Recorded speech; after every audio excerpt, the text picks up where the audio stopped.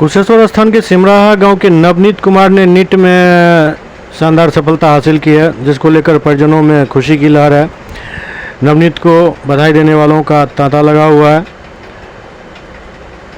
इस बारे में समाजसेवी त्रिभुवन कुमार ने विस्तृत जानकारी दी।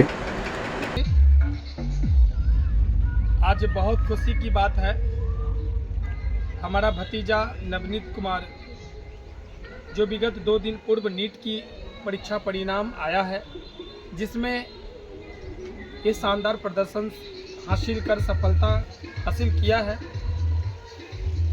720 में 529 नंबर लाए हैं और नीट जो मेडिकल डॉक्टरी आने वाले भविष्य में डॉक्टर के लिए जो देश के महत्वपूर्ण एग्जाम होता है उसमें ये अपना परचरम पहली अटेम्प्ट में क्वालिफाइड किए हैं। उस आलोक में आज प्रखंड विकास पदाधिकारी कुशेश्वर स्थान आदरणीय ललन चौधरी सर के द्वारा और क्षेत्र के बहुत सारे समाज सेवी और ज्ञानदीप शिक्षण संस्थान के द्वारा नवनीत को अपने गंतव्य स्थान पे बुला करके मिठाई खिला करके बधाई और शुभकामनाएं दिए हैं।